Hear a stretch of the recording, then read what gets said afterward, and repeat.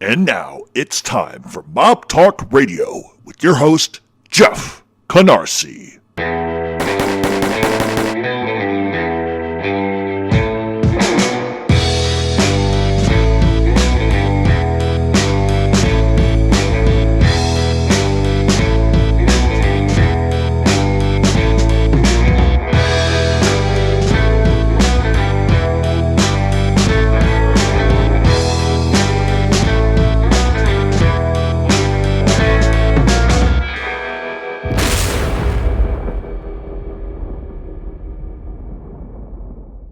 The Geeter with the heater, the big boss with the hot sauce, passed away early this morning at 82. Born on July 3rd of 1940 in Philadelphia, with a Jewish father and an Italian mother, Jerry Blavat would become one of Philadelphia's most famous celebrities. Jerry was responsible for much of the music scene, helping Frankie Valli get his first record deal and helping Dionne Warwick and so many others get traction in those early days. Jerry would get his start by appearing as a dancer on American Bandstand in 1952. He's widely responsible in the 1960s for introducing some of the biggest names in the music industry to the public. Jerry, who would go on to become a famous disc jockey, refused to play playlists, but rather was inspired by the music that inspired him, which directly went against the standards during those days. He called men like Frank Sinatra, Sammy Davis Jr., and Don Rickles his friends. In 1953, Blavat would appear on the original bandstand WFIL TV with Bob Horn and Lee Stewart. By 1956, he was managing tours of some of the biggest acts like Danny and the Juniors and others. By 1958, he would go to work for Don Rickles as his valet. In 1960, Blavat would head to radio, and a mere 3 years later became syndicated in Camden, Atlantic City, Allentown, Wilmington, Trenton, and Pottstown. By the mid-1960s, Blavat would co-found Crimson Records and Lost Nite record label. Through 1965 through 1967, Jerry would produce a weekly show in Philadelphia called the Discophonic Scene, which was a dance show very similar to American Bandstand, and that would lead to roles in many television shows, including the Monkees, the Mod Squad, the Tonight Show, and the Joey Bishop Show. He would then parlay his talent into films, including Desperately Seeking Susan, Baby It's You, and Cookie. In 1974, he would open up the world-famous Memories at Margate in Margate, New Jersey. In 1993, Blavat would be inducted into the Philadelphia Music Alliance Hall of Fame. In 1998, he would be inducted into the Rock and Roll Hall of Fame, and they would include him in a permanent exhibit in its Museum of Radio and Records. In 2002, he would be inducted into the Broadcast Pioneers of Philadelphia Hall of Fame, and in 2020 would celebrate his 60th straight year on radio. Not only did he continue to broadcast 7 days a week, but also continued to promote oldies concerts at the Kimmel Center for the Performing Arts. He had been doing that since 2002. He was a weekly columnist for the Atlantic City Weekly for over 20 years with his famed column, The Geeter Gab. He was a member of the New York Friars Club and was the MC of Time Life's annual Malt Shop Memories cruise. He would continue to be a DJ for the oldies at UPenn, FM 92, WVLT, WTKU, and WOND in Atlantic City, WBCB, and WISL. In 2020, he became a DJ for 102.9 WTYMDB in Florida. While Jerry was successful in a million ways, that success didn't come without its looming clouds. In 1981, while eating dinner in South Philadelphia with alleged Greek mafia boss Steve Boris, also with Raymond Moderano and others, gunmen walked up and whacked Boris. Then in the 1990s, the New York State Commission looking into organized crime was looking into Jerry Blavat. The commission had been after Blavat over liquor license issues and his alleged associations with Angelo Bruno and then boss Nicodemo Scarfo. During that investigation, mob rat Tommy Del Giorno alleged that Blavat had been paying street tax to the Scarfo crime family and that Blavat was the go-to guy on paper to handle big purchases like Nicky Scarfo's yacht and his condo in Florida. In exchange for that protection money and favor, Scarfo family ensured Blavat would have zero issue with unions and would always have work. It was also alleged that Blavat requested that Highlight, a competitor in the music industry, disappear and asked for it to be handled. None of those allegations ever turned into an investigation, simply nothing more than the words of rats. In the 1990s, there were various rumors going around that Blavat was going to be killed by the Philadelphia Mafia for an alleged article which was printed about the mob, which infuriated them. The suspicion was that Blavat is the one who provided that information to a journalist, which he has always denied doing.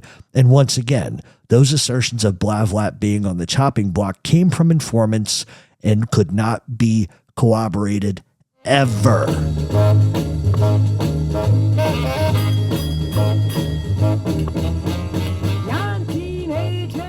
I learned how to dance by watching my mother. The Italians, whenever that radio was on, they would start to dance. And I watched my mother's steps, and I danced in jitterbug with my mother. When I was a kid, every school had a dance on a Friday. Going to the dances, the white kids were dancing to black music. Now rock and roll comes in. Ham boom, where you been? Life is but a dream. Shaboom, shaboom, shaboom, bam, bam, bam, bam, bam. And you could feel that rhythm.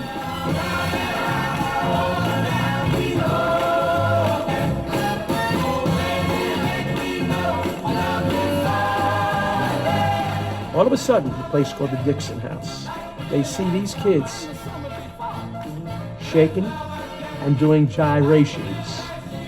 All of a sudden, the next week, Mrs. Murphy, who runs the Dixon House, says we have to cancel the dance. I say, why? The neighbors say that these kids are doing dances which are dirty, provocative. I said, Mrs. Murphy, it's a dance. What they see is not what the kids see. I said, I'm going to take the kids and I want to go from house to house to house and explain to the neighbors that this is a dance. These kids see nothing wrong with it. I did it. I convinced the neighbors. We kept the dance open. A year later, the whole world is now doing the dance that the neighbors thought was a dirty dance. And the neighbors are doing the dance.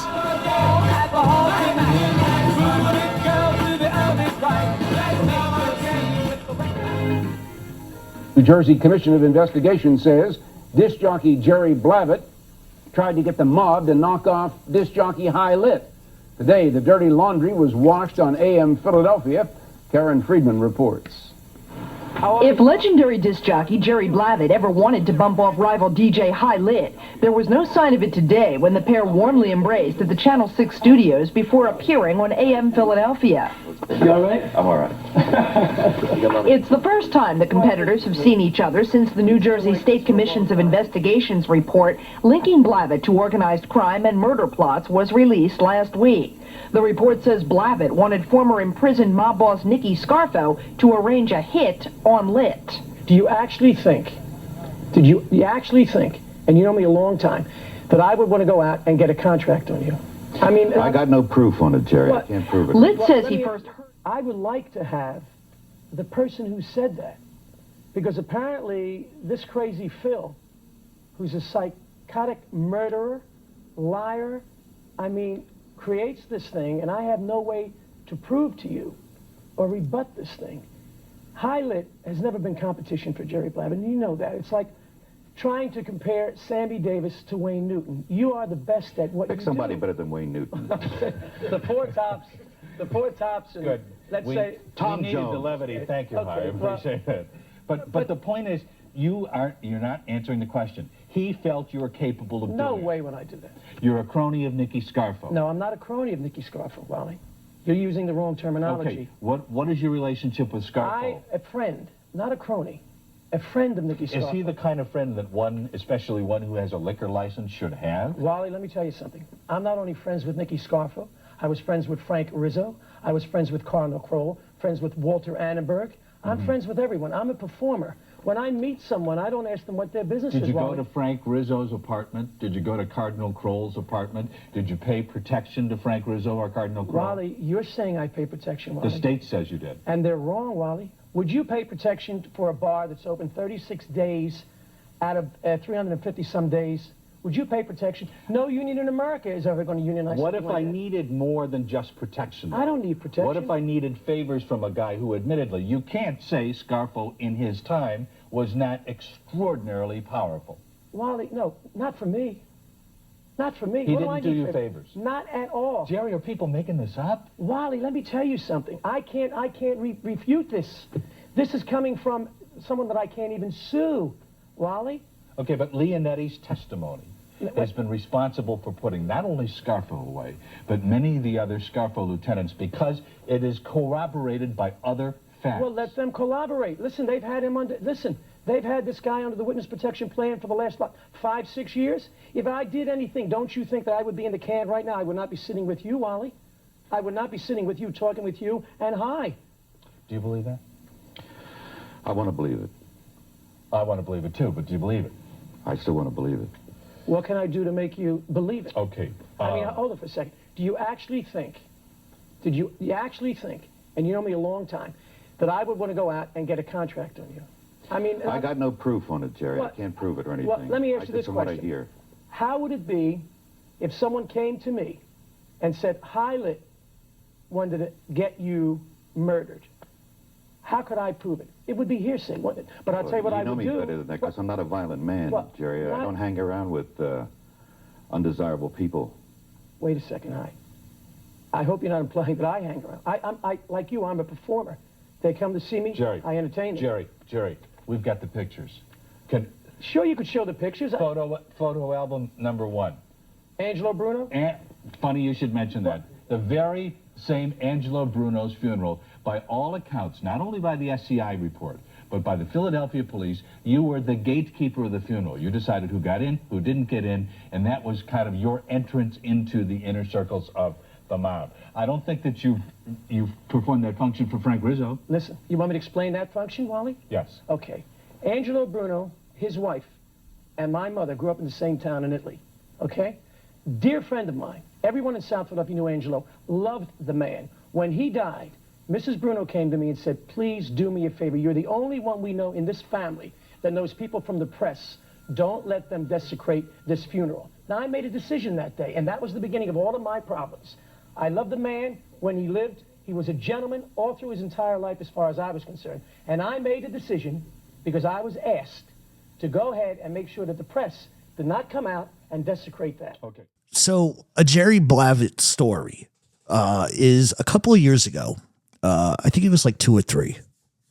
I was down in Margate to meet somebody for dinner, a friend of mine, and I took another friend with me, and we all met and had a great dinner. And we were just talking, and the guy says, you know, what are you guys going to do the rest of the night? And I was like, I don't know. We might go over to Memories of Margate, because I had never been there. And he says, oh, I'll take you over there.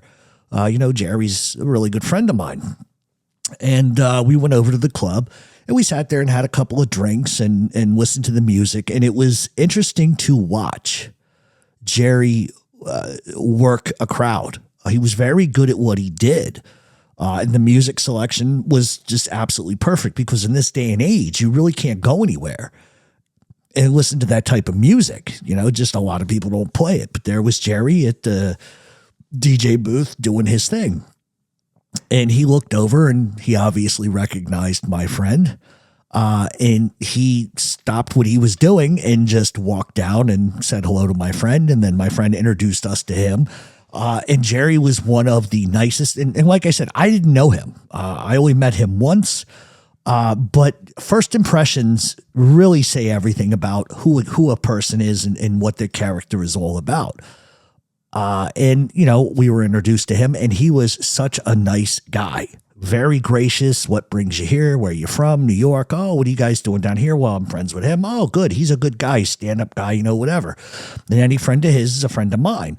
And he exchanged, you know, handshakes and whatever the case. And he was just a really, really good guy. And to have the opportunity to have a 10-minute conversation with him was just one of the coolest things ever. And I can't thank my friend enough for introducing me to him. But to watch Jerry sort of do his thing was odd. And I remember my other friend that I brought with me says, oh, you should get a picture with him. You know, this guy's super famous. But to me, it was more about just sharing a moment with the guy. And Jerry was the type of guy, and like I said, I'm only basing this off of really only having a 10 or 15 minute conversation with the guy.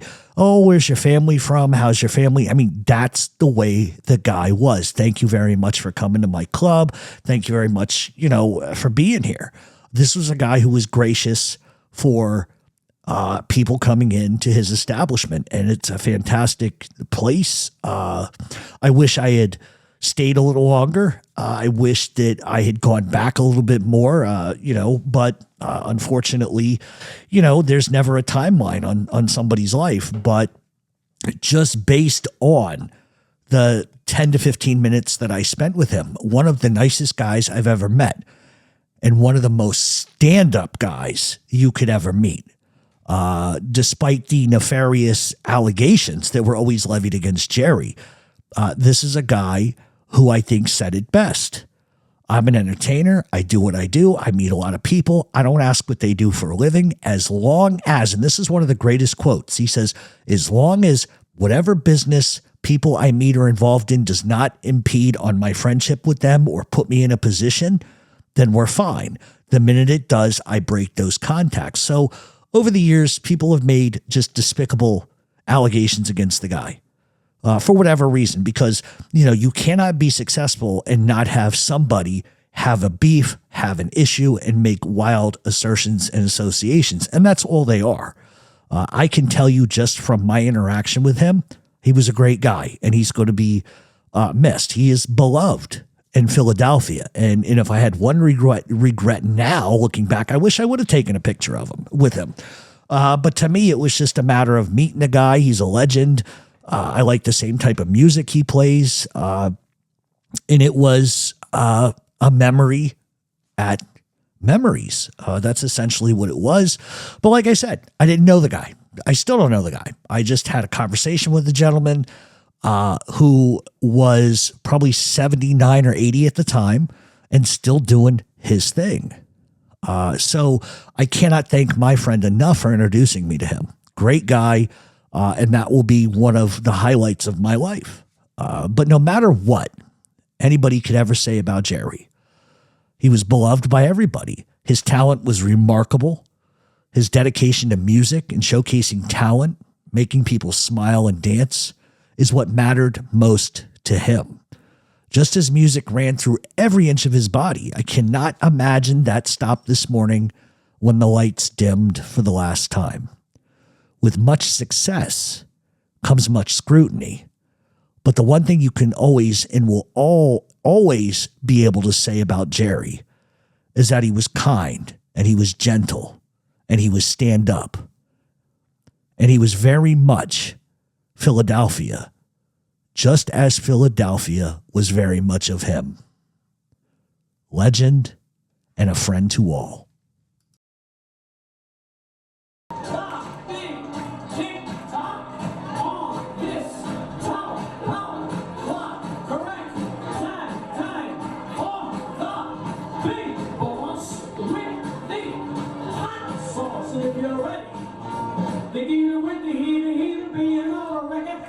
Singer, walk up the chip.